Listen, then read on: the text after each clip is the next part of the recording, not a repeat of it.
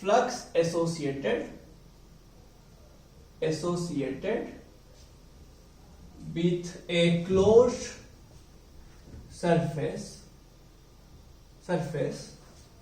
if due to a charge बात समझिए, due to a charge present inside the closed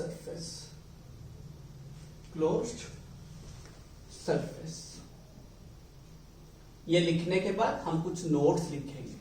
ठीक है। ये करने के बाद हम कुछ नोट्स लिखेंगे, ठीक है। देखिए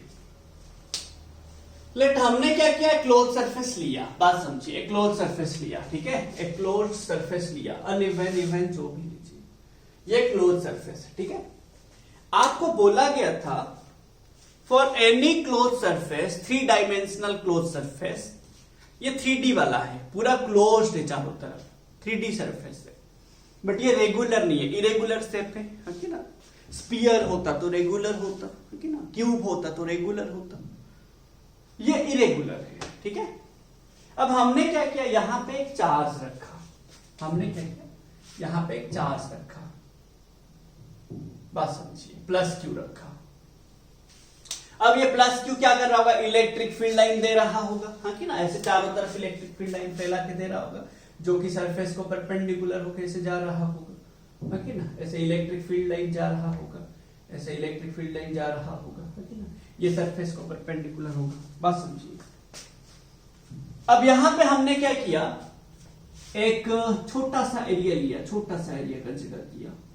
जो कि DA है, बात समझिए, छोटा सा एरिया कंसीडर किया जो कि DA है, ठीक है, ध्यान से समझिए। अब ये जो DA एरिया है, ये कुछ सॉलिड एंगल को कवर करेगा, let that solid angle be D omega है, सॉलिड एंगल जो है D ओमेगा है, हमने क्या पढ़ा। एंड यहां पे जो ये DA है, लेट ये DA ये इलेक्ट्रिक फील्ड के साथ थीटा एंगल बना रहा है, ठीक है। DA कैप जो है इलेक्ट्रिक फील्ड के साथ थीटा एंगल बना रहा है, क्योंकि एरिया वेक्टर, देखो ये अनइवन है ना, कैन इमेजिन, ये 3D डायग्राम में आप इमेजिन करो कि let electric field and area vector के बीच एंगल थीटा, तो आपको क्या बोला गया, अगर electric field and area vector के बीच एंगल थीटा होगा, देन सॉलिड एंगल का क्या फॉर्मूला था ना, D sigma equals to DA cos theta by R square, ये फॉर्मूला था। तो यहां पे DA cos थीटा कितना हो जाएगा, D sigma into R square, you can remember this, ठीक है। थोड़ा सा ध्यान, ये हम पढ़े, लास्ट लेक्चर में पढ़े हैं, ठीक है, इसको मैं और एक्सप्लेन नहीं कर रहा हूं। अब देखिए बात ये है, जब ये चार्ज इलेक्ट्रिक फील्ड लाइन दे रहा है, ठीक है, मैं फ्लक्स निकालूंगा ये DA का, छोटा सा एरिया को कितना फील्ड लाइंस पास करे वो निकाल दूंगा, फिर इंटीग्रेशन कर दूंगा। हमेशा याद रखिए, अगर आपको ऐसे बहुत बड़ा सा दिया होगा, ठीक है,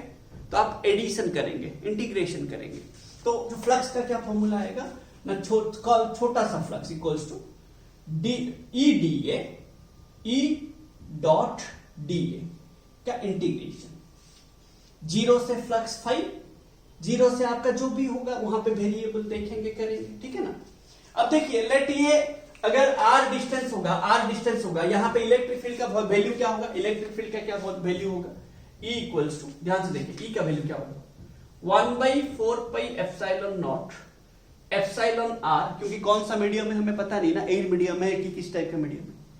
एयर मीडियम होगा, एप्सिलॉन R 1 ले लेंगे, तो Q बाई R स्क्वायर, है कि ना। अब देखिए यहां पे क्या होगा, मेरा इन दोनों के बीच एंगल क्या है, थीटा है, तो मेरा ये 0 to 5 हो जाएगा, है कि ना, equals to EDA cos theta, बात समझिए, EDA cos थीटा इंटीग्रेशन, है कि ना।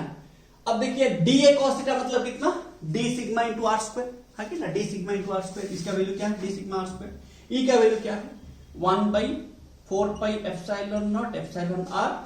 Q बाई R स्क्वायर, ये मेरा E का वैल्यू है कि ना। DA cos थीटा मतलब क्या है, D sigma into R square, है कि ना, इंटीग्रेशन कर लिया। अब देखिए क्या क्या कटेगा, आर तो कांस्टेंट है कि ना, आर कांस्टेंट है, कट गया, बचा क्या 1/4 pi epsilon naught epsilon r, q भी बाहर आ जाएगा क्योंकि कांस्टेंट है, ये सब कांस्टेंट है, क्यू कांस्टेंट है कि ना, amount of charge present constant है, इंटीग्रेशन ऑफ डी सिग्मा, हाँ कि ना रे, बात समझो, ये मेरा फॉर्मूला आया, इंटीग्रेशन ऑफ डी सिग्मा, ध्यान से समझिए। अब हम क्या किए रे भाई, एक छोटा सा एरिया को फ्लक्स निकाले अभी तक, अब हम क्या किए, सिर्फ ये छोटा सा सॉलिड एंगल का फ्लक्स निकाले, हाँ कि ना, हमें पूरा दिस क्लोज सरफेस का निकालना था, flux associated with close surface, पूरा क्लोज सरफेस का निकालना है, तो दिस सॉलिड एंगल कितना,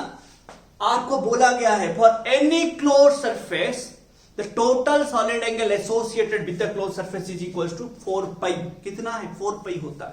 फॉर एनी क्लोज सरफेस, जो टोटल सॉलिड एंगल होता है वो क्या होता है 4 पाई होता है कि ना। तो अब बताइए ये टोटल सॉलिड एंगल पूरा for whole close surface, for any closed surface the total solid angle is equal to 4 pi. तो ये जो summation of d sigma solid angle, पूरा सॉलिड एंगल को मिला दोगे तो कहां से कहां स्टार्ट होगा, 0 से 4 पाई, हाँ कि ना रे, 0 से 4 पाई, इसको इंटीग्रेशन कर लो तो यहां पे क्या आ जाएगा ना, flux equals to q by 4 pi epsilon naught epsilon r into 4 pi, हाँ कि ना रे, 4 पाई कटेगा ना, 4 पाई कटेगा, क्या बच गया बताइए ना, flux equals to q by epsilon naught epsilon r, हाँ कि ना रे भाई, कुछ समझ आया, कुछ समझ आया।